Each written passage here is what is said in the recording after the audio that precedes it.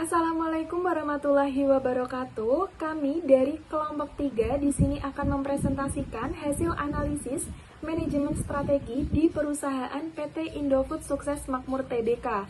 Sebelumnya perkenalkan, saya Dea Amelia Oktariana dengan NIM 262. Kemudian ada rekan saya Faradita Fatmawati dengan NIM 234. Kemudian ada Nadia Ayu Lestari dengan NIM 177, Rohana Lianur Aisyah dengan NIM 255, Amalia Hanifah Bagdin dengan NIM 266. Kami memilih PT Indofood Sukses Makmur Tbk karena perusahaan tersebut sudah go public dan sudah tercatat di Bursa Efek Indonesia. Selain itu, PT Indofood juga termasuk PT manufaktur terbesar di Indonesia dan sudah terkenal di semua kalangan. Selanjutnya, pada deskripsi perusahaan, PT Indofood Sukses Makmur Tbk adalah perusahaan multinasional Indonesia yang didirikan pada tahun 1990 dan merupakan salah satu produsen makanan olahan terbesar di Asia. Didukung oleh model bisnis integrasi vertikal yang kuat, struktur usaha Indofood diversifikasi ke dalam 4 kelompok utama. Yang pertama ada Customer Branded Product atau CBP dengan merek unggulan Indomie dan Indomilk. Yang kedua Bogasari Flour Mills yang mendominasi pasar tepung terigu. Yang ketiga ada Agribisnis bergerak di bidang perkebunan. Yang keempat ada Distribution yang terintegrasi di seluruh Indonesia. Keunggulan kompetitif perusahaan terletak pada skala ekonomi, kekuatan merek, dan jaringan distribusi yang luas, yang memberikan efisiensi biaya dan mempertahankan loyalitas konsumen. Meskipun menghadapi tantangan berupa volatilitas harga komoditas dan persaingan ketat, Indofood merespon dengan strategi jangka panjang yang berfokus pada peningkatan efisiensi operasional dan penguatan implementasi ESG, sehingga perusahaan mampu mempertahankan posisi sebagai market leader dengan fundamental bisnis yang kuat. Selanjutnya ada visi dan misi perusahaan. PT Indofood memiliki visi menjadi perusahaan solusi pangan terpadu, a total food solution company. Yang kedua ada misi. Misi PT Indofood antara lain yang pertama menyediakan solusi berkelanjutan untuk memenuhi kebutuhan pangan. Yang kedua ada terus meningkatkan kualitas sumber daya manusia, proses, dan teknologi. Yang ketiga berkontribusi terhadap kesejahteraan masyarakat dan pelestarian lingkungan secara berkelanjutan. Dan yang keempat terus meningkatkan nilai bagi para pemangku kepentingan atau stakeholders. Selanjutnya ada analisis eksternal makro. Yang pertama ada peluang yang pertama ada pasar ekspor yang kuat. Tahun 2024, penjualan ekspor di Indofood mencapai 27,62 triliun atau sekitar 24% dari total penjualan. Artinya, Indofood punya peluang besar memperluas pasar internasional terutama di Asia dan Afrika. Diberikan bobot 0,08 dengan rating 4 dan skor 0,32. Yang kedua, pertumbuhan penjualan domestik. Total penjualan konsolidasi 2024 mencapai 115,79 triliun, naik 4% dari 2023. Dengan populasi Indonesia lebih dari 278 juta jiwa, permintaan produk makanan sehari-hari terus meningkat. Diberikan bobot 0,07 dengan rating 4 dan total 0,28. Yang ketiga, segmen mie instan yang dominan. Indofood CBP mencatat penjualan bersih 72,60 triliun di 2024 dengan mie instan sebagai kontributor utama. Konsumsi mie instan Indonesia termasuk tertinggi di dunia, memberi peluang pasar stabil dengan bobot 0,08 dan rating 4 dan skornya 0,32. Produk diversifikasi, selain mie instan, Indofood kuat di minyak goreng, bimoli, bumbu, susu Indomik, makanan ringan Citato dan Kitela. Diversifikasi produk meminimalkan risiko ketergantungan pada satu lini dengan bobot 0,07, ratingnya 3 dan total skornya 0,21. Yang kelima ada margin laba yang sehat. Indofood CBP 2024 mencatat gross margin kurang lebih 35,6%, peluang memperkuat profit meski ada tekanan biaya bahan baku dengan bobot 0,07 dan rating 3 dan skor 0,21. Yang keenam, digitalisasi dan e-commerce. Penjualan online di marketplace, Shopee, Tokopedia tumbuh pesat. Indofood berpeluang meningkatkan distribusi lewat kanal digital dengan bobot 0,07 dan rating 3 dan skornya 0,21. Yang ketujuh, tren produk sehat dan premium. Konsumen urban mulai mencari makanan rendah MSG, organik, dan premium. Indofood bisa kembangkan varian sehat untuk menarik konsumen kelas menengah atas. Diberi bobot 0,06, rating 3, dan skornya 0,18. Yang terakhir, ekspansi global brand Indomie. Indomie sudah populer di lebih dari 100 negara. Dengan dukungan promosi budaya, contoh Indomie jadi ikon pop culture, peluang memperkuat brand global makin besar. Dengan bobot 0,08 dan rating 4, kemudian skornya 0,32. Analisis eksternal makro, ada ancaman atau threat. Yang pertama, fluktuasi harga bahan baku dengan weight 0,08, rating 2, dan weight score 0,16. Yang kedua, ada persaingan ketat di industri FMCG dengan weight 0,08, rating 2, dan weight score 0,16. Yang ketiga, kurs rupiah melemah dengan weight 0,07, rating 2, dan weight score 0,14. Yang keempat, kebijakan pemerintah dan regulasi dengan weight 0,07, rating 2, dan weight score 0,14. Kelima, perubahan tren konsumen dengan weight 0,06, rating 2, dan weight score 0,12. Yang keenam, kenaikan biaya distribusi dan energi dengan weight 0,07, rating 2, dan weight score 0,14. Yang ketujuh, isu lingkungan dan ESG atau sustainability dengan weight 0,07, rating 2, dan weight score 0,14. Dengan hasil akhir weight 1,00 dan weight score 2,8. Slide selanjutnya ada analisis eksternal mikro. Yang pertama, ancaman pendatang baru atau threat of new entrants. Ada satu, hambatan masuk tinggi karena Indofood memiliki skala ekonomi besar, jaringan distribusi luas, dan kapasitas produksi tinggi yang sulit ditandingi pemain baru. Yang kedua, investasi awal yang besar dibutuhkan untuk membangun fasilitas produksi, riset produk, dan strategi pemasaran setara dengan Indofood. Dan ada regulasi industri pangan dan standar keamanan juga menjadi penghalang tambahan bagi pemain baru. Kesimpulannya, ancaman pendatang baru rendah karena dominasi pasar dan kekuatan merek Indofood. Lalu yang poin kedua ada kekuatan pemasok atau bargaining power of suppliers.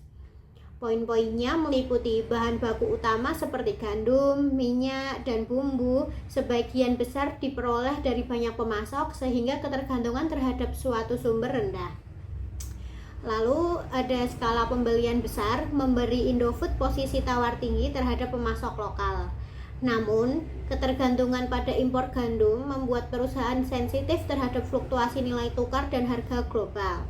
Kesimpulannya, kekuatan pemasok rendah hingga sedang karena Indofood memiliki daya tawar dan integrasi pasokan yang kuat. Yang ketiga, kekuatan pembeli atau bargaining power of buyers.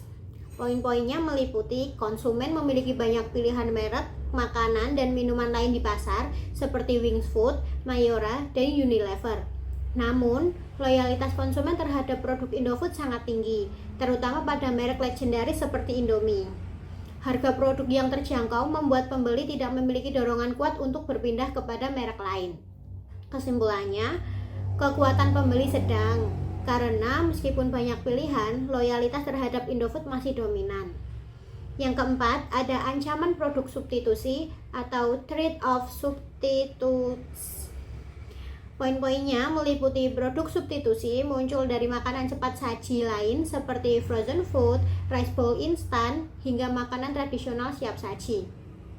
Perubahan gaya hidup sehat membuat konsumen mulai beralih ke produk lebih alami, rendah MSG, dan rendah kalori.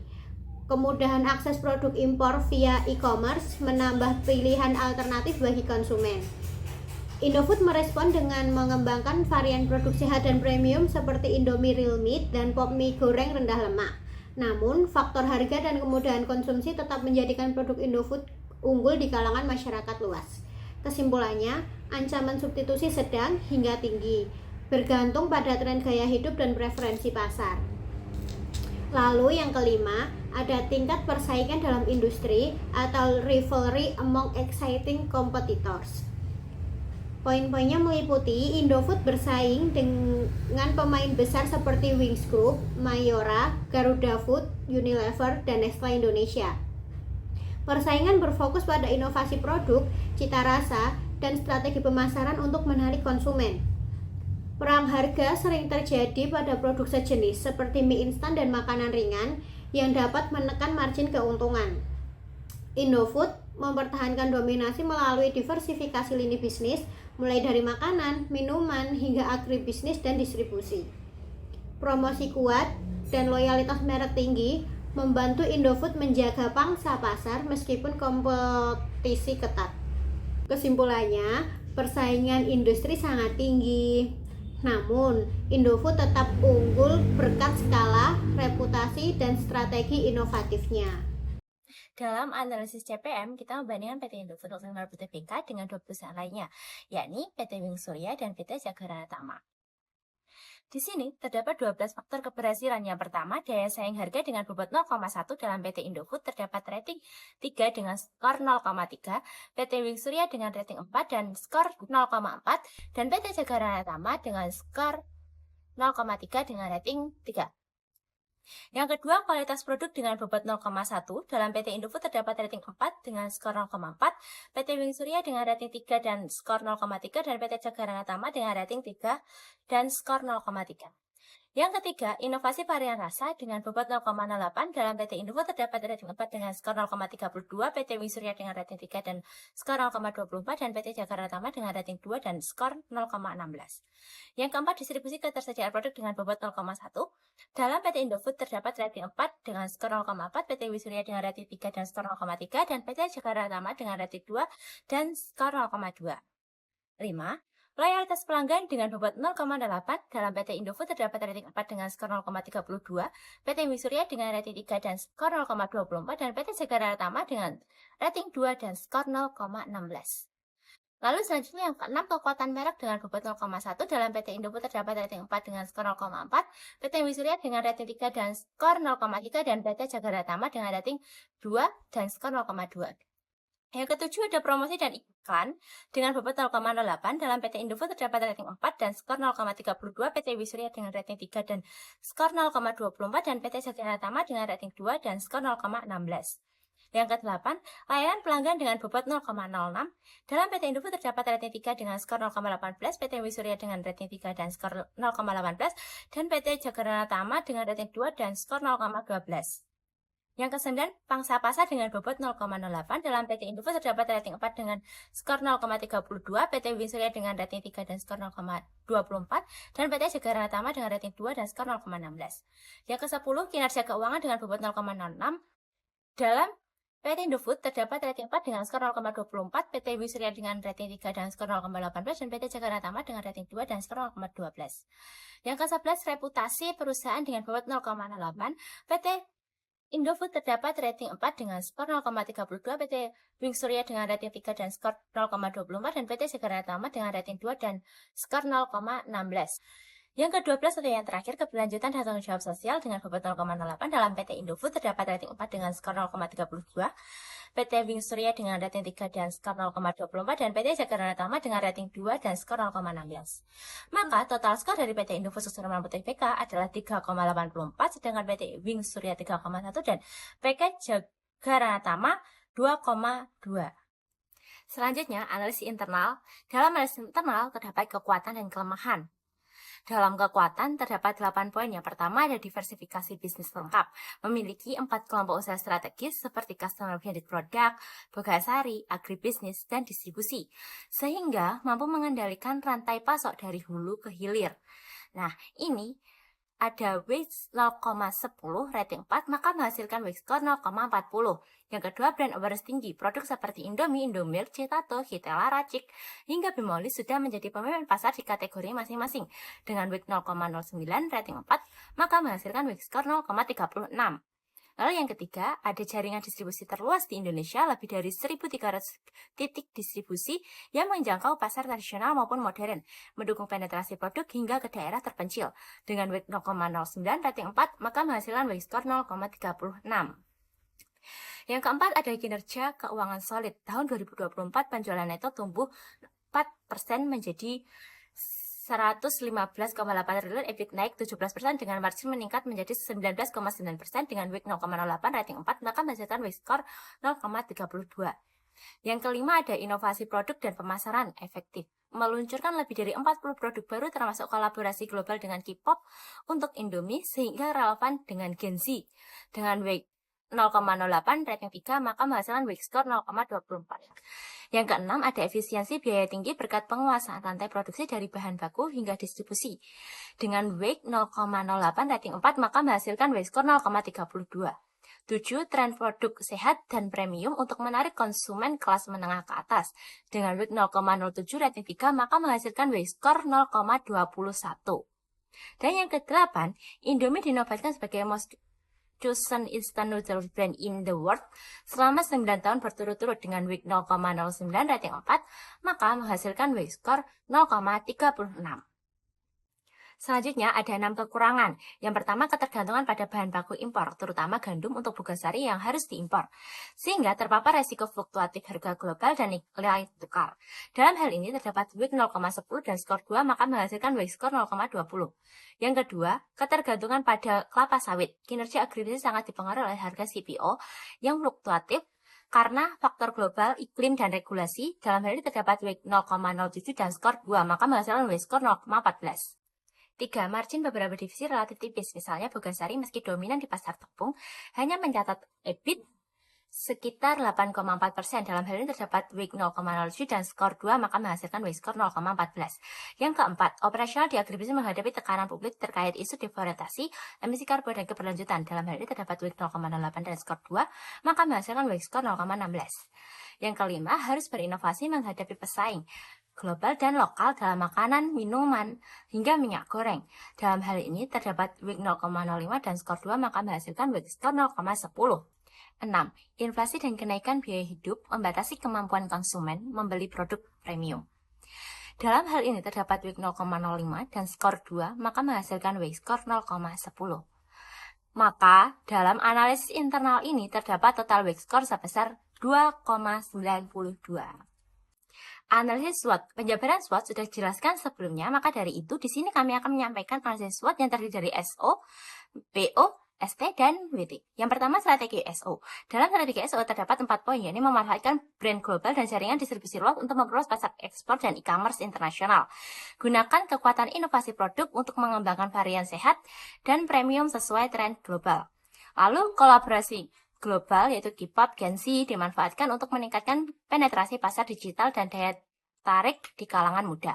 Diversifikasi bisnis digunakan untuk memperkuat sinergi antar lini produk dalam menjawab peluang pasar domestik yang tumbuh.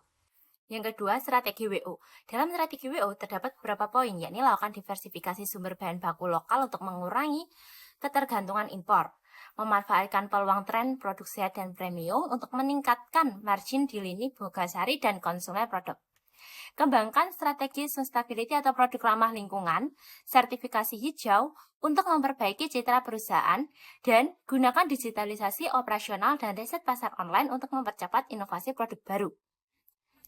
Yang ketiga, strategi ST ada yang pertama menggunakan efisiensi distribusi dan kekuatan keuangan untuk menghadapi fluktuasi harga bahan baku dan biaya energi. Lalu memanfaatkan brand kuat seperti Indomie, Bimoli untuk mempertahankan posisi pasar di tengah persaingan ketat. Mengembangkan strategi green innovation untuk menjawab regulasi ESG dan pajak karbon. Dan yang terakhir yakni perkuat ekspor dan diversifikasi pasar global untuk mengurangi dampak pelemahan kurs rupiah. Yang keempat atau yang terakhir yaitu strategi WT, mengembangkan rantai pasar alternatif dan efisiensi biaya untuk menekan dampak fluktuasi harga dan kurs, perkuat program keberlanjutan agribisnis untuk merespon isu diferensiasi dan tekanan publik, tingkatkan R&D dan kemitraan dengan petani lokal guna mengurangi ketergantungan impor gandum dan sawit, reposisi produk agar lebih ramah lingkungan dan sehat guna menghadapi perubahan tren konsumen dan regulasi pemerintah. Yang selanjutnya yaitu analis BCG terdapat 4. Yang pertama STAR, contohnya Indomilk atau susu cair, kental manis, dan susu bubuk. Lalu Milkwat atau susu anak, Indo es krim atau es krim, Citato atau keripik kentang, Kitela atau keripik singkong dan tempe. Dan yang kedua ada question mark, contohnya Promina atau Empasi, makanan bayi, Sun atau makanan bayi, Club, air minuman dalam kemasan, vitamin minuman jus, Happy Juice. Dan yang ketiga ada Casco, contohnya Indomie atau mie instan, Super Mie, Pop Mie, Boga Sari atau tepung terigu, bumbu racik atau bumbu instan. Dan yang keempat ada Dogs, Floridina atau jus jeruk. Persaingan ketat dengan Minute Maid dan Pulpi.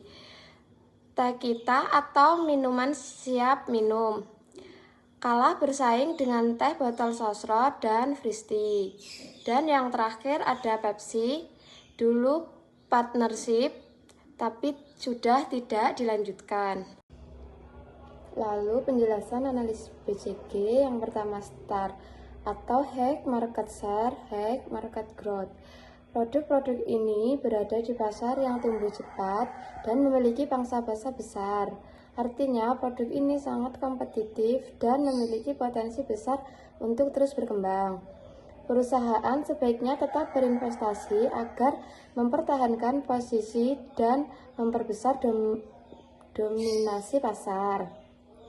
Strateginya yaitu investasi dan pertumbuhan agresif, perkuat inovasi produk, distribusi, dan promosi untuk mempertahankan momentum pertumbuhan. Yang kedua, cash cow atau high market share, low market growth. Produk-produk ini sudah matang di pasar dengan pertumbuhan yang lambat, tetapi menghasilkan arus kas tinggi dan stabil. Mereka menjadi sumber pendanaan utama bagi perusahaan untuk mendukung investasi pada kategori STAR dan question mark. Strateginya yaitu maintain and harvest, mempertahankan efisiensi, jaga loyalitas pelanggan, dan gunakan laba untuk mendanai produk yang sedang berkembang. Selanjutnya yang ketiga, question mark atau low market share, high market growth. Produk-produk ini berdasarkan di pasar dan pertumbuhan tinggi, tetapi pangsa pasarnya masih rendah. Potensi untuk tumbuh besar ada, namun memerlukan investasi besar dan strategi pemasaran agresif untuk menjadi STAR. Strateginya yaitu self investment, evaluasi potensi pasar, jika prospeknya kuat, tingkatkan promosi dan distribusi. Jika tidak, pertimbangkan untuk divest. Dan ada yang terakhir, DOGS atau low market share, low market growth. Produk-produk ini memiliki pangsa pasar rendah di pasar yang tidak lagi berkembang pesat. Kontribusinya terhadap pendapatan perusahaan rendah dan tidak menjanjikan pertumbuhan. Strateginya yaitu divest atau discontinue. Fokus pada produk yang lebih menguntungkan dan potensial. Selanjutnya, alternatif strategi. Yang pertama, PT Indofood Sukses Makmur Tbk menunjukkan hasil internal 2,92. Dan yang kedua, PT Indofood Sukses Makmur Tbk menunjukkan hasil eksternal total 2,8. Berdasarkan tabel, skor tersebut masuk ke kategori internal 2,92, berada pada kategori effect yaitu 2,00 sampai 2,99. Eksternal 2,8 berada kategori balance opportunity dan threats, yaitu 2 sampai 2,99. Dengan demikian, posisi perusahaan berada pada kuadran 5 di dalam matriks. Strategi terpilih yang pertama ada strategi integritas, terbagi menjadi 3, yaitu ada integritas ke belakang yang memiliki 7 indikator, dan dari ke-7 indikator tersebut semuanya sesuai dengan PT Indofood. Yang kedua ada integritas ke depan, memiliki 6 indikator, dan dari ke-6 indikator tersebut semuanya sesuai dengan PT Indofood. Yang ketiga ada integritas horizontal yang memiliki 5 indikator, dan dari kelima indikator tersebut semuanya sesuai dengan PT Indofood. Kemudian ada strategi intensif. Yang pertama ada penetrasi pasar yang memiliki 5 indikator, dan dari kelima indikator tersebut semuanya sesuai dengan PT Indofood. Kemudian ada pengembangan pasar yang memiliki 6 indikator, dan dari ke-6 indikator tersebut semuanya sesuai dengan PT Indofood. Kemudian yang ketiga ada pengembangan produk yang memiliki 5 indikator, dan semuanya sesuai dengan PT Indofood. Kemudian ada strategi diversifikasi. Strategi diversifikasi sendiri terbagi menjadi 2, yaitu strategi diversifikasi terbuka yang memiliki 6 indikator. Dari ke-6 indikator tersebut PT Indofood hanya sesuai 4 indikator, dan 2 indikator tidak sesuai. Kemudian ada diversifikasi tidak terkait yang memiliki 10 indikator. Dari 10 indikator tersebut 9 sesuai dengan PT Indofood dan 1 tidak sesuai dengan PT Indofood. Kemudian ada strategi pertahanan. Yang pertama ada penghematan, memiliki 5 indikator. 2 indikator sesuai dengan PT Indofood dan 3 indikator tidak sesuai dengan PT Indofood. Kemudian ada divestasi yang memiliki 5 indikator, 2 indikator sesuai dengan PT Indofood dan 3 indikator tidak sesuai dengan PT Indofood. Yang terakhir ada likuiditas yang memiliki 3 indikator. Dari ketiga indikator tersebut semuanya tidak sesuai dengan PT Indofood.